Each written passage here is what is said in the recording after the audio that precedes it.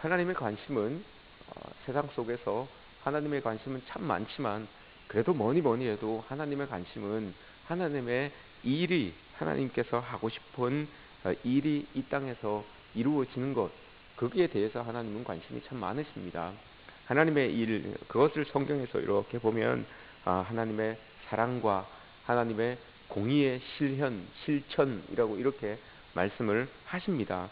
성경에 보면 우리가 하나님을 찬양해야 되는 이유들이 참 많습니다. 갖가지의 이유들이 참 많은데 그 중에서도 하나님께서 하고 싶어 하시는 그 관심을 두고 있는 일과 관심을 가지고 있는 그 부분과 이렇게 연합하여서 견주어서 이렇게 볼 때 우리가 하나님을 찬양할 수 있는 이유는 하나님께서 하나님의 일을 하실 때 공의로 하시고 정의로 하시고 은혜로 하시고 사랑으로 하시기 때문에 그래도 우리가 하나님을 찬양할 수 있는 것이다 라고 이렇게 성경에서 많이 그런 모습들을 보여줍니다.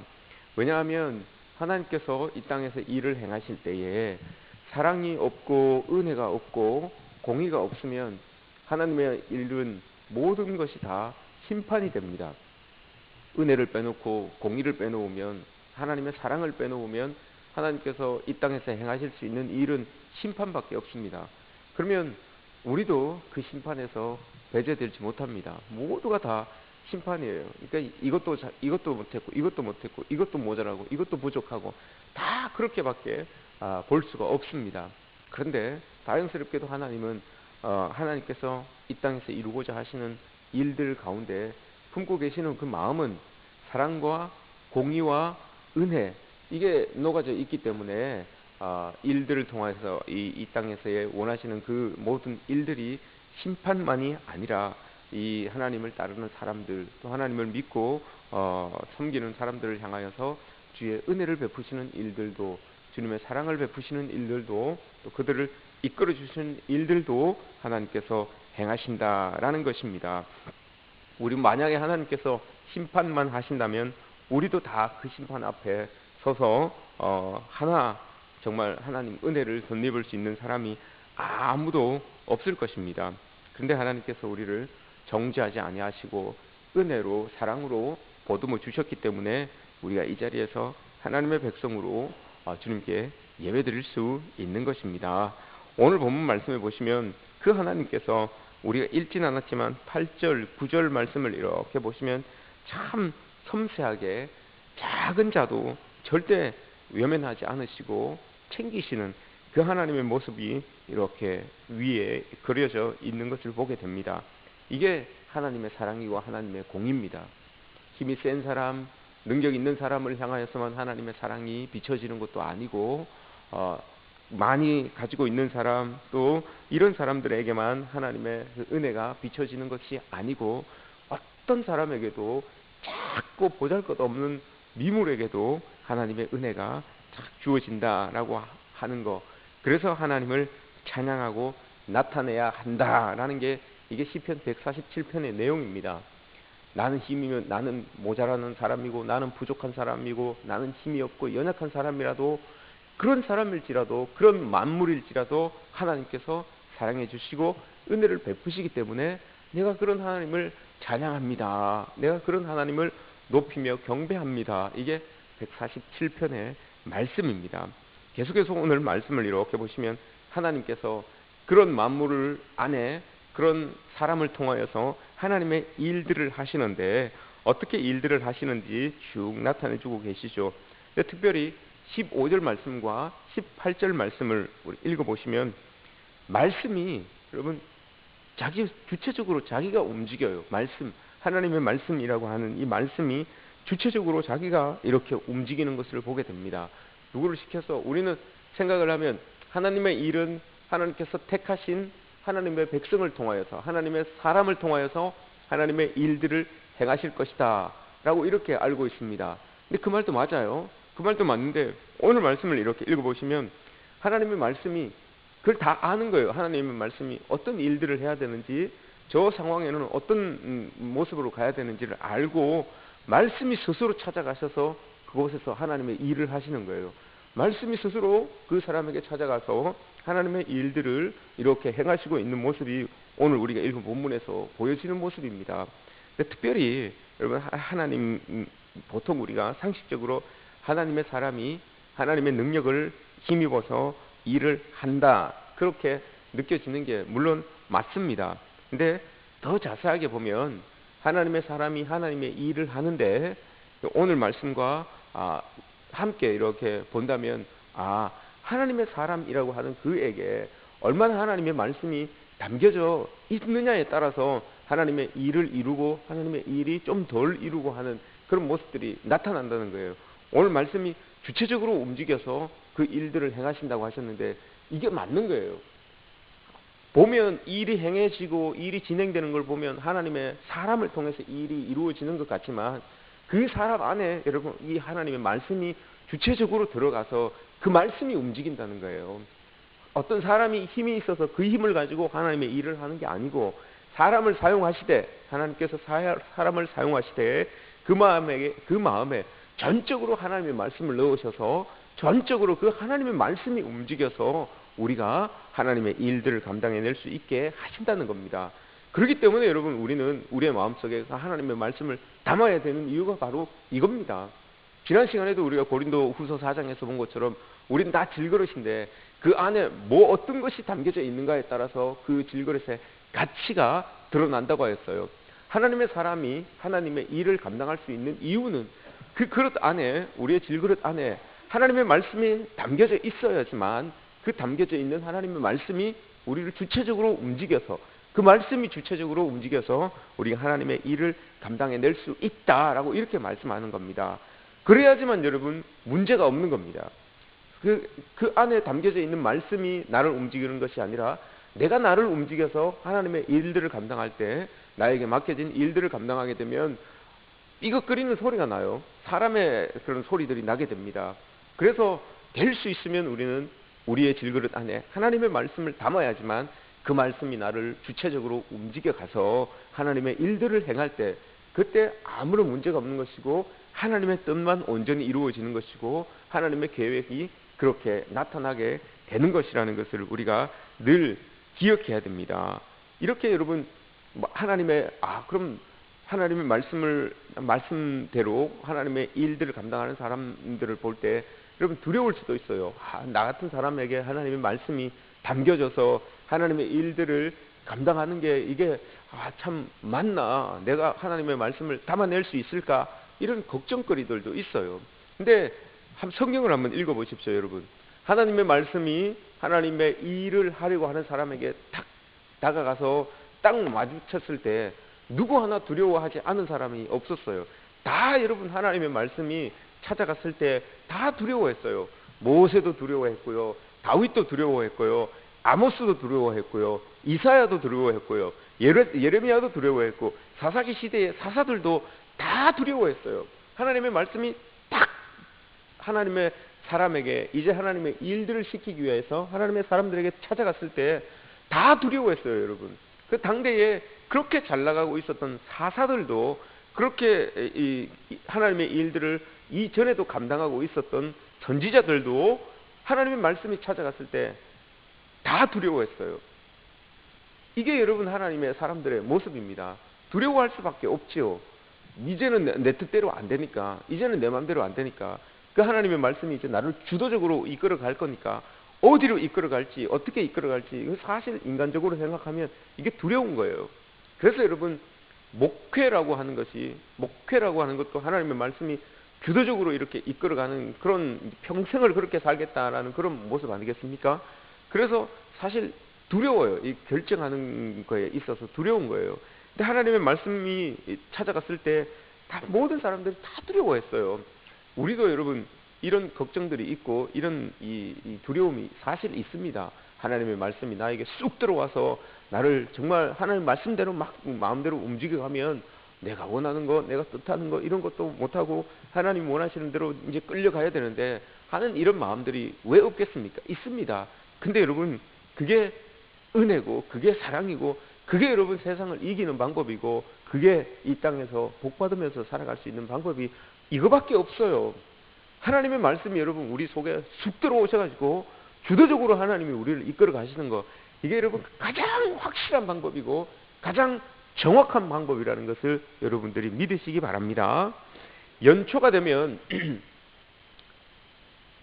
무당들을 많이 찾아가죠. 사람들이 연초가 되면 믿지 않는 사람들은 무당들을 많이 찾아갑니다. 가보신 분 있으십니까? 연초에 다녀오신 분 있으세요 혹시? 예, 여기서 손 들실 수도 없겠죠. 다녀오신 분들이 있으셔도. 무당들도 여러분 부류가 있어요. 무당들도 부류가 있는데 세 부류가 있습니다.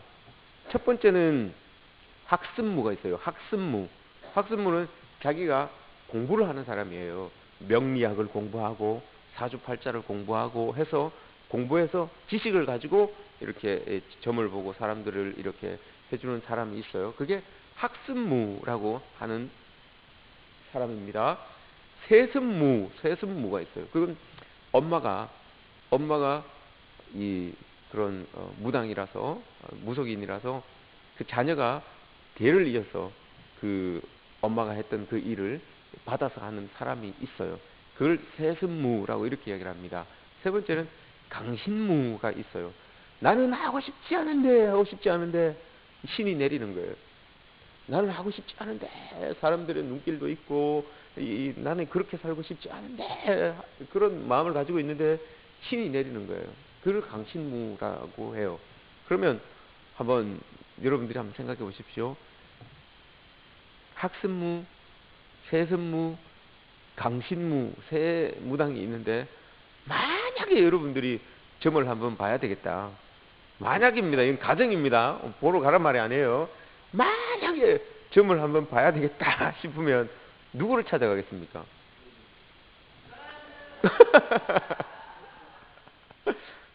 강신무, 세 번째 강신무예요. 신이 내려온 거예요. 나는 아닌데 신이 내려온 그 무당이 강신무예요. 맞습니까 여러분? 강신무에게 가보겠습니까? 이거 가정이에요. 가정. 내가 간다는 게 아니고 만약에 내가 간다면 이게 가정이에요. 이거는 해도 돼요. 제가 지금 질문이니까 대답하셔도 됩니다. 가라는 말이 아니고 만약에 간다면 누구에게 가겠습니까? 말씀을 하세요. 누구에게 가실 겁니까? 만약에 간다면 장로님, 우리 좀 솔직해집시다. 예? 좀 말씀 앞에 솔직해집시다. 장로님 말씀 맞죠? 강신무에게 가는 거예요. 강신무에게. 왜 그렇습니까, 여러분? 왜 그렇습니까? 그래도 내가 공부하는 거나 또 이 세습해서 받은 그것보다 정말 신이 쑥 들어와서 하면 뭔가 더 이 신적인 존재가 그래도 그 사람을 움직여서 이야기하니까 그게 좀 더 뭐 그 다 안 맞는 거지만 좀 더 그래도 그 중에서는 신빙성이 있지 않겠나, 좀 더 힘이 있지 않겠나 이런 마음이 있기 때문에 여러분 강신무를 찾아가는 것 아니겠습니까? 만약에 그 무당들이 지혜가 없는 게 그거예요. 자기들이 돈을 많이 벌려면 무슨 뭐 애기 보살 무슨 뭐 선녀 뭐 이렇게 적어 놓잖아요. 그럼 그 옆에다가 제가 하나를 영어 비밀을 가르쳐 줘야 되겠어요. 그 옆에다가 갈로를 딱 쳐놓고 강신무 이렇게 적어 놓으면 다 찾아간다니까요. 거기에 사람들이. 그럼 몰라가지고 여러분 이렇게 막 찾아볼 거예요. 강신무가 뭔지. 바보처럼 그냥 무슨 뭐 보살 뭐 선녀 뭐 이렇게 해놓으니까 사람들이 안 가는 거예요. 그 옆에다가 갈로를 딱 쳐놓고 강신무 이렇게 적어 놓으면 많이 간다니까요. 사람들이. 그 뜻을 아는 사람들은 많이 찾아간단 말입니다. 이게 중요한 게 아니고 오늘 말씀에서 이게 목사가 참 좋은 거 가르친다. 이게 중요한 게 아니고 오늘 중요한 건 그거예요. 말씀이 여러분 우리를 주도적으로 움직인다. 우리에게 쑥 들어와서 우리를 주도적으로 움직인다. 이게 이 말씀이에요. 예를 들어서 강신모에게 나는 아닌데 나는 싫은데 라고 하는데도 그 신이 쑥 들어와서 그 직업을 감당하게 하는 것처럼 하나님의 말씀이 그렇다는 거예요. 오늘 우리 말씀을 읽은 거에서 하나님의 일을 하고 싶고 나는 하나님의 일 하고 싶지 않은 사람도 있어요. 그런데 여러분 하나님의 말씀이 강권적으로 그 사람에게 쑥 들어가서 그 사람을 인도한다는 거예요. 그 사람을 이끌어 간다는 거예요. 여러분 그럼 다시 한번 제가 질문을 하겠습니다. 우리 자녀들이 여러분들의 손자 손녀들이 앞으로 이렇게 남아있는 인생을 잘 살아가야 됩니다.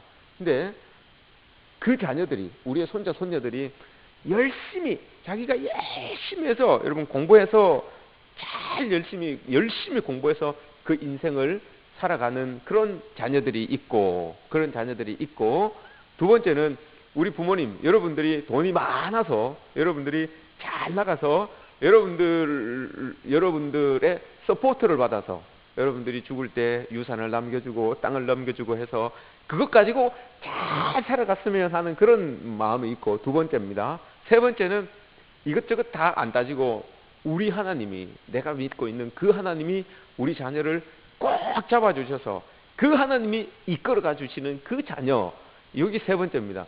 어떤 자녀가 되었으면 좋겠습니까? 그건 대답 잘하시네.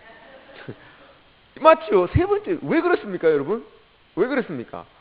자녀가 아무리 열심히 공부해도 여러분 한계가 있어요. 여러분들이 얼마나 많은 그 재물을 가지고 계실지 모르지만 내가 가지고 있는 거 여러분 다 물려줘도 그게 여러분 얼마나 가겠습니까? 그게 얼마나 가겠습니까? 뭐 100년을 가겠습니까? 몇 세대를 가겠습니까? 그런데 여러분 하나님께서 우리 자녀들을 꼭 잡고 계시면 그게 여러분 천대를 가는 거 아니겠습니까? 그래서 여러분들의 신앙이 중요한 것이고 여러분들이 믿는 하나님에 대한 그 마음들이 여러분 중요한 이유가 바로 그거예요. 그걸 다 이렇게 내려주시면 우리 자녀들에게 물려주시면 그 자녀들이 그 하나님을 꼭 붙들고 하나님도 그 자녀들을 꼭 붙들고 이끌어 가시기 때문에 그 아이들의 인생이 여러분 하나님 주도하시는 인생 되는 것 아니겠습니까? 우리 한빈이, 우리 현빈이, 우리 혜빈이가 그렇게 되기를 축복합니다. 목사 자녀도 안 나와 있는데 우리 참 얼마나 귀합니까 여러분. 축복해 주십시오. 우리 교회에 있는 자녀들 여러분 축복해 주셔야 돼요. 저 귀한 자녀들이에요.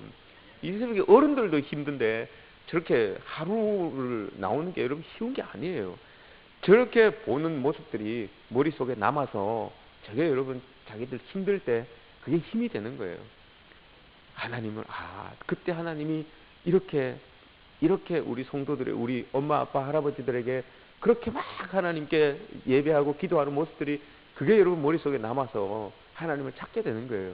저 아이들은 제가 장담하건대 삐뚤어지는 아이들은 되지 않을 겁니다.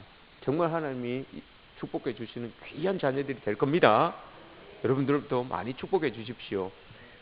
오늘 여러분들의 자녀, 여러분들의 손자, 손녀를 대표해서 나온 애들이에요. 그러니까 너무 우리 애들도 오늘 나왔으면 오늘 목사님이 많이 칭찬해 주셨을 텐데 그런 마음이 있으시겠지만 다 저 아이들이 대표로 받았다 생각하시고 오늘 집에 돌아가셔서 자녀들에게 그렇게 축복해 주십시오. 손자, 손녀들에게 축복해 주십시오.